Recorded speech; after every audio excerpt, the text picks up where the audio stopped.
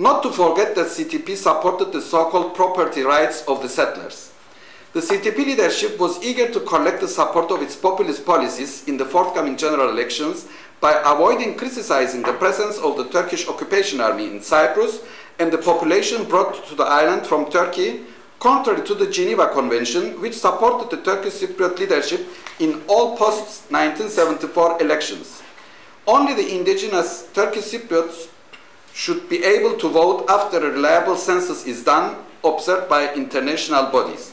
The CTP secured the support of the young Turkish Cypriot entrepreneurs and went on to be successful in the municipal elections in the three main towns.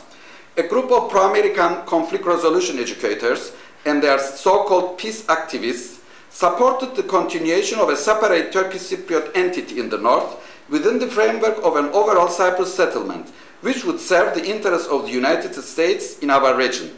Those peace activists were well organized in various civil society organizations, and they even tried to form their own political party which would accommodate to the new environment. One must be very cautious in assessing the new situation after contacts began between the two sides. The Turkish colonizers of over 200,000 and the Turkish occupying army of 35,000 are still in the north. The puppet state of the TRNC is still there. The corruption and the mafia-type economic structure still prevail. Any solution or formula which does not comply with the principles of the United Nations and the European Convention of Human Rights and that legalizes the partition of our island should be rejected categorically. The independence, territorial integrity, and the sovereignty of the Republic of Cyprus must be restored as soon as possible. The negotiations should aim for a federal and democratic structure for all the citizens of this country who deserve a peaceful life without foreign interference. The complete demilitarization of our island will contribute also to the peace in the region. To establish a joint political party is now on the agenda in order to reach the above-mentioned aims. Thank you for your attention. Thank you very much, Ahmed. If I could call on Costas Kleanthous. Yes, very quickly. I think this makes a very good introduction and cuts out most of what I had to say. Thank you very much, because this sorry history, which you've just heard, has created so much division and so much suspicion in the minds of the ordinary Cypriots on both sides of the dividing line. I'm involved in environmental organizations in Cyprus, and the environment does not recognize any division. When we have a fire in the Troodos Mountains, we have to fight on either side. When we have a fire outside Kyrenia, and there are inadequate facilities to deal with it on the other side, and the south side offers help, and it doesn't, and it's not accepted by the north, it doesn't help. Diseases are going across from line to line. I can go on this, but I think I've made the point. The important thing to me now, really, is not just to keep fighting on the political plateau and trying to find agreement within that, because it's not that easy. The powers from outside are so strong that it is not really possible for either the Turkish Cypriots or the Greek Cypriots or all the Cypriots together to fight them. And as an example, I will give Professor Davidoglou's thesis, which he has been propagating since the days of President Özal, which is that Turkey must become a regional superpower. To do this, it must bring under its control all the old Ottoman Empire states, and beyond that, it must make itself the champion of Islam in the area, and so forth and so on. In the same book, he comments that 1974 was a useful event that happened to Turkey. But even without 1974, Turkey must have total control of Cyprus. Otherwise, it cannot fulfill its plan, its overall plan.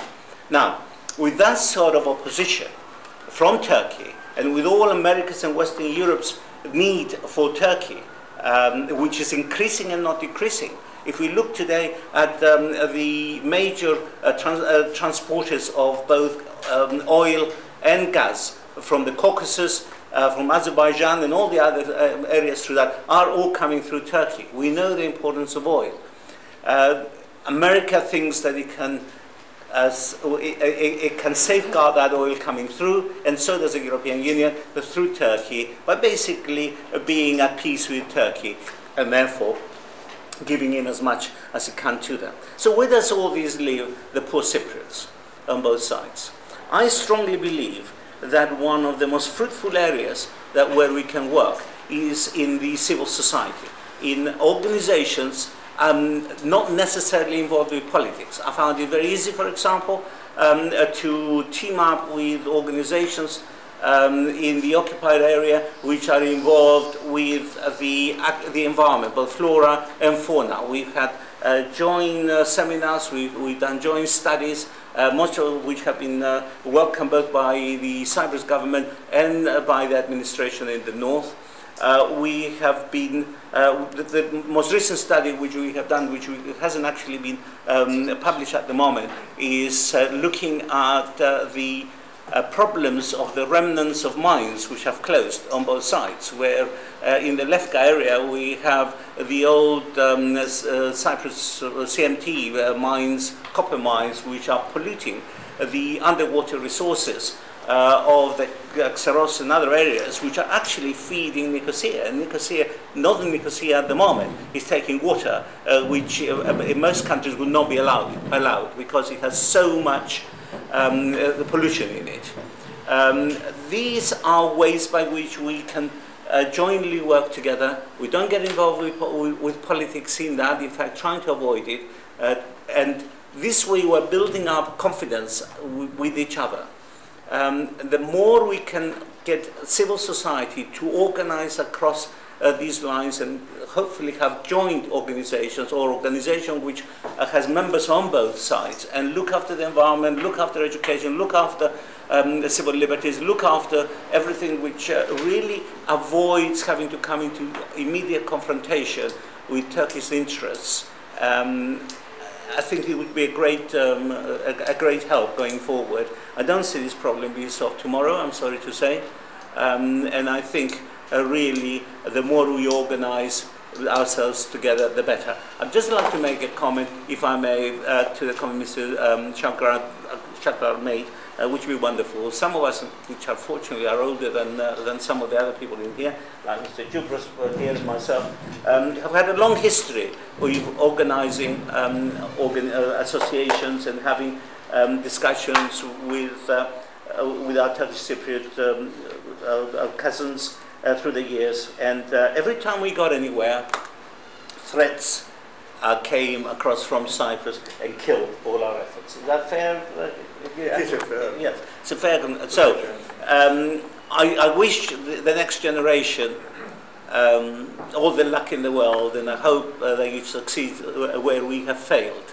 But the forces, not only from Turkey or Greece or anybody else, are great, but also the political and social forces in this country as well, and as well as in Cyprus, where you have divisions on social and economic lines as well. So bear that in mind and good luck. Thank you very much, Costas. We had a lot of papers to put in this session, so as I mentioned, we will defer the discussion of these papers until this afternoon, where we have a lot of time. We've built in a lot of extra time this afternoon. There are only 4 papers to present. The rest of the time will be taken up with discussion.